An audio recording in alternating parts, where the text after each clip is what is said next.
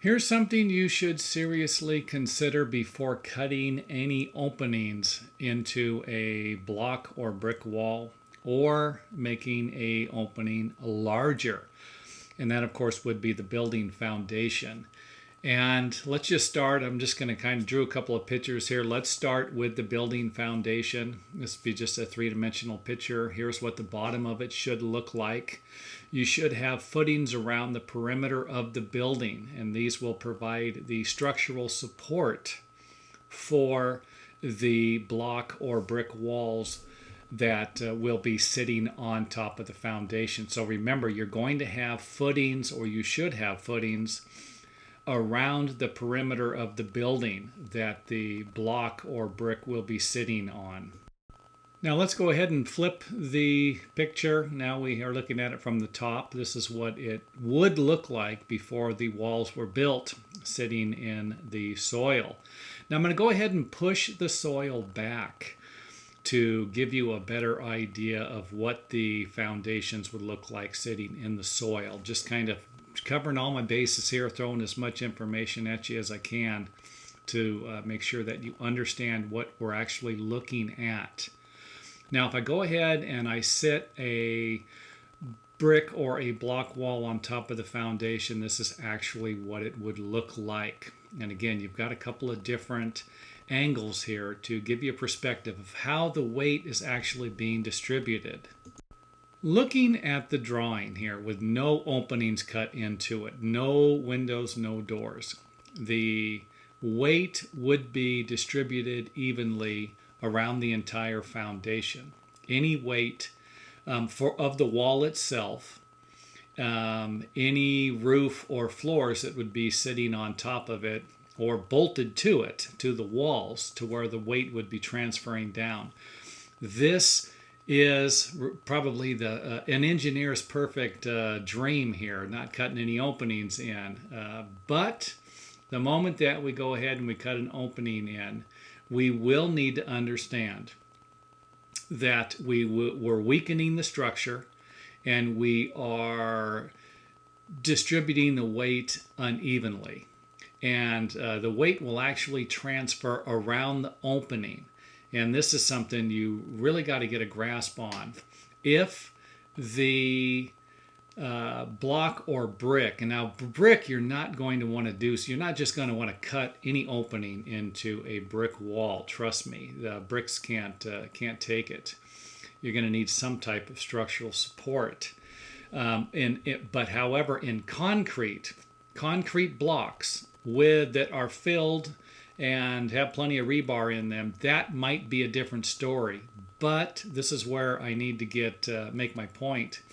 I personally would not cut any holes into a structure, block or brick, without something from a structural engineer. I mean, you can cut an opening into anything and it might last. It might stand the test of time. But that's not what I'm saying here. You need to contact a structural engineer before cutting any openings into a block or a brick structure, just for your safety. Now, if we cut a large opening into a structure like this, you can actually see that there's a large span to cover. Now, for example, let's just say you're cutting a 12-foot wide opening into a structure like this. You can basically see the amount of weight that will need to be redistributed around the opening. And in order to do this, you will need to put some type of structural pads, concrete pads. Now here we're looking at the bottom of the foundation as it was built. You will need to install some type of extra support around the bottom. And again, this is I'm just throwing this out there. A structural engineer might let you get away with putting these pads on, depending on how the building has been constructed. But most of the time, this is real common. You will reinforce the bottom of the foundation, and then you will reinforce the opening. So you don't just cut an opening. This isn't what you're going to do. You're not just going to cut an opening in and hope for the best.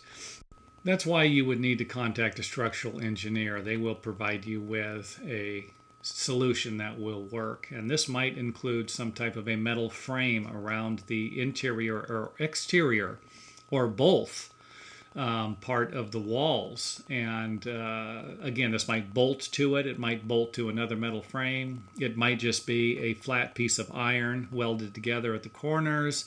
Could be a variety. I've seen all sorts of different things used for these openings. It really depends upon the size of the building, the load that it's supporting, that it's carrying. All of this comes into play.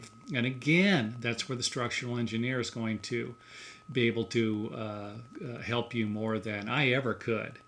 Another option, depending upon the size of the building, you might need to actually remove a section of the floor or the foundation in order to put some type of a moment frame in. And a moment frame would basically be a large metal square, let's say, for example, that is going to help the building or prevent the building from moving laterally from right to left. So you're not just weakening the structure to where all of the weight on the roof or the floor is transferring down. You're not just weakening that by cutting a larger opening in. You could also be weakening the wall, creating a problem for high winds, where a wind might blow your building over, kind of like the Three Little Pigs story. So take that into consideration also. Okay, that's about it for this video. I hope that it makes sense. If it doesn't, feel free to leave any questions you have in the comment area, and I will try to answer them as soon as possible. Okay, on to the next video.